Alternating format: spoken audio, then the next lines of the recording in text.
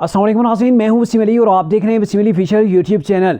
नाज़रीन, चूँकि कल 8 फरवरी है, कल इलेक्शन का दिन है और जिस पार्टी ने जितना ज़ोर लगाना था वो लगा चुकी है। अब ये कल ही पता चलेगा कि कौन फातेह करार पाती है। लेकिन बहुत सी चीज़ें खुल के सामने आ गई कि किसने जीतना है, किसकी क्या पोजीशन है। ये तो जो है वो हलकों के अंदर सारी चीज़ें जो है वो नज़र आ रही हैं।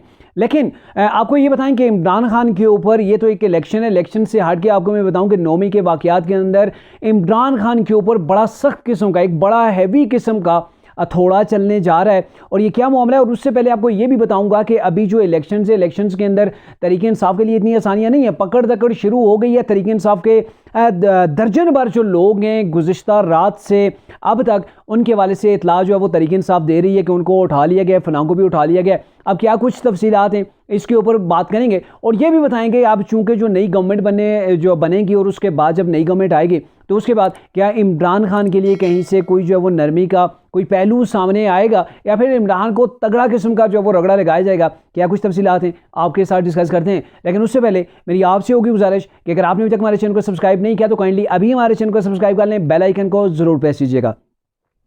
नाज़रीन, पहले बात कर लेते हैं इलेक्शन के हवाले से। वही बात है कि जिसने जितना ज़ोर लगाना था लगा चुके। अब तो सुबह पोलिंग होगी और यह है कि कल शाम से रिज़ल्ट आहिस्ता आहिस्ता आना ना जो है वो शुरू हो जाएंगे और मोस्ट प्रॉब्लली ज़्यादा से ज़्यादा कोई देर होती भी है चंद हलकों के अंदर जहाँ पे कुछ हालात तशवीश कुन अगर बन गए खुदा न खासा तो अलग बात है। अदरवाइज सुबह तक रिजल्ट जो है वो आपके सामने आ जाएंगे कि अब किसी गवर्नमेंट बनने जा रही है, किसने कितनी सीटें जो है वो हासिल की हैं। मतलब साफ चीज़ ये है कि कौन पानी कितना पानी के अंदर है और कितना खुश्की के ऊपर है, ये तमाम चीज़ें सामने आ जाएंगी। लेकिन यह कि गुज़िश्ता रात से तरीके इंसाफ की जानब से ये कहा जा रहा है कि उनके खिलाफ क्रैकडाउन शुरू है और तरीके इंसाफ के जो तरीके इंसाफ जिन लोगों को सपोर्ट कर रही थी तरीके इंसाफ के या फिर अपने उम्मीदवार थे, उनके हवाले से तरीके इंसाफ ने कुछ नाम जो है वो सामने लाए हैं, जिसके अंदर जो है वो एक अहम नाम है हल्का इन्ने 219 से मुस्तनसर बिल्ला जिन्हें कहते हैं, उनके हवाले से ये कहा जा रहा है कि उनको भी गिरफ्तार कर लिया गया है। हल्का पीपी 206 से सैयद हुसैन शाह जो है वो खानीवाल से, उनको भी अरेस्ट कर लिया गया है। ये तरीके इंसाफ के हवाले से जो रिपोर्ट सामने आई है वो मैं आपको बता रहा हूँ, यानी कि तरीके इंसाफ के लोगों ने ये नाम जो है वो बताए हैं। इन्ने 73 असद जो है वो ये नुशीन इफ्तिखार के मुकाबले में जो है वो ये इलेक्शन लड़ा करते थे। असद इनका नाम है, तो ये पहले नुशीन इफ्तिखार से ज़मनी इलेक्शन के अंदर बुरी तरह ये हार गए थे, तो इनके हवाले से भी कहा जा रहा है कि इनको भी उठा लिया गया। पीपी 168 जंकीर अब्बास के हवाले से ये कहा जा रहा है कि उनको भी उठा लिया गया, पुलिस ने गिरफ्तार कर लिया है। और पीपी 17 से राजा राशिद हफीज़ के हवाले से भी ये कहा जा रहा है कि उनको भी तरीके इंसाफ के ये जो है वो कैंडिडेट थे, इनको भी गिरफ्तार कर लिया गया। और ये भी बताया जा रहा है कि पीपी 231 यानी कि 231 से सरदार खालिद डोगो ने बोरेवाला का ये बेसिकली हल्का है, उसके हवाले से भी कहा जा रहा है कि वो भी उनको भी उठा लिया गया। सरगोदा से भी एक जो है वो ऐसी गिरफ्तारी का जो वो जिक्र है। और हल्का पीपी 35 चौधरी यूसुफ और उनके बेटे अदनान यूसुफ है, उनके हवाले से भी कहा जा रहा है कि उनको उठा लिया गया। अब ये चीज़ें तो बाद में फाइंडिंग आएगी ना, पता चलेगा कि कौन क्यों गिरफ्तार किया गया। लेकिन बहरकैफ आपको एक शार्ट लेकर बताऊं तो तरीके इंसाफ के लिए हालात जो है वो साजगार ग्राउंड के अंदर नहीं है, क्योंकि मैं कश्मीर के अंदर था, कश्मीर से मैं आया हूँ आज एबटाबाद के अंदर, अपना जो आबाई हमारा हल्का है उसके अंदर मैं आया हूँ। NA 16 और PK 43 जो मेरा आबाई हल्का है, ये हल्के हैं। तो आते हुए कश्मीर से लेकर यानी कि आप मनसेरा के अंदर इंटर हुए, मनसेरा के बाद एबटाबाद आ जाता है, तो जितने भी इसके गिरद नवा के इलाके थे, बाज़ारों के अंदर आप जाएँ तो कोई गेमा गेमी नहीं थी। ट्रैफिक बहुत ज़्यादा था, मामूल से ज़्यादा था, इनके लोग वोट कास्ट करने के लिए अपने गाँव का रुख कर रहे हैं। लेकिन ये है कि मैं बाज़ारों के अंदर जो पेनाफ्लेक्स लगे होते हैं, हल्दा गुल्ला होता है, ये चीज़ें नज़र नहीं आ रही थी। इनके बिल्कुल नहीं, बिल्कुल सन्नाटा था।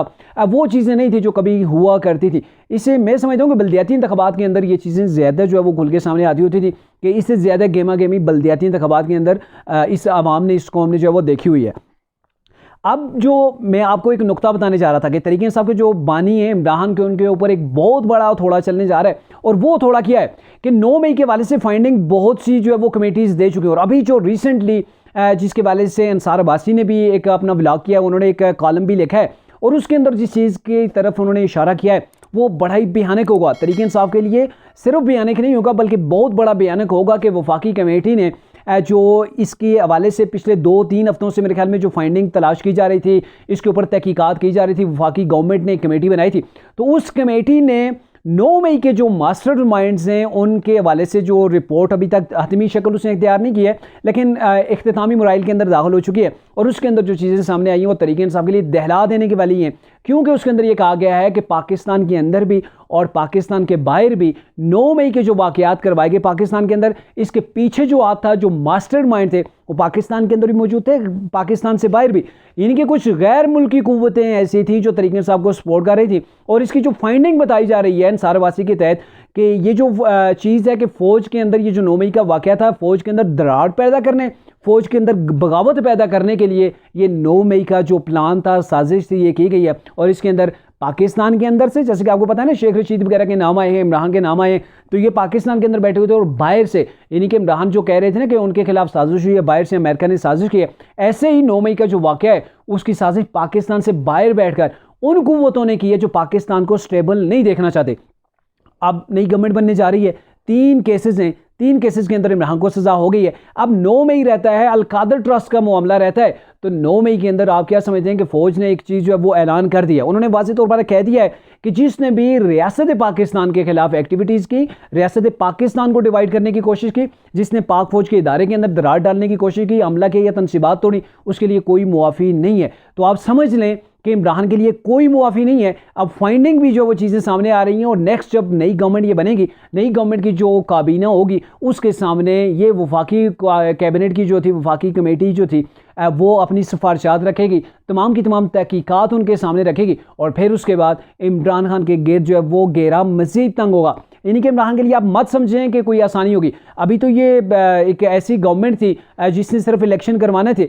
अगर गवर्नमेंट आ जाती है मियाँ साहब की, अगर फ़र्ज़ किया मियाँ नवाज शरीफ की गवर्नमेंट आ जाती है, तो क्या आप कहते हैं कि जो 9 मई के मुजरम थे, जिन्होंने पाक फ़ौज को डिवाइड करने की कोशिश की, जिसके वजह से ये वफाकी कमेटी की अभी जो है वो सिफारिशात सामने आएंगी, उसकी हतमी शक्ल सामने आएगी, और उससे पहले जो दूसरी कमेटी थी महकमा दाखिला पंजाब, उसकी जानिब से जो कमेटी ने जो वो रिपोर्ट पेश की, वो भी ऐसी ही है। और इसके अलावा अदालतों के अंदर भी इस चीज़ का ट्रायल चल रहा है, मिलिट्री कोर्ट्स के अंदर भी ये चीज़ें हो रही हैं। तो आप समझें कि इमरान खान के लिए जो अच्छा वक्त था वो गुजर गया। अब इलेक्शन के बाद इमरान खान मज़ीद मुश्किलात का शिकार होंगे, और इमरान खान को मोस्ट प्रॉबेबली बड़े चांसेस हैं कि वो जब नई गवर्नमेंट आ जाए और उसके बाद उसको सज़ा हो, तो मिलिट्री कोर्ट्स के अंदर जो है वो इमरान को सज़ा दी जा सकती है। और ये चीज़ें होती हुई हमें नज़र आ रही हैं। बहरकैफ सुबह इलेक्शन है, जो है वो देखा जाएगा कि किस तरह जो है वो वोटर टर्नआउट होता है पाकिस्तान के अंदर, किस तरह लोग बाहर आते हैं। और इमरान खान जिसकी पार्टी के पास कोई जो है वो इंतखाबी सिंबल नहीं है, अब सिंबल के बिना तरीके इंसाफ कितनी सीटें जीत पाएगी, ये तरीके इंसाफ के लिए एक बहुत बड़ा चैलेंज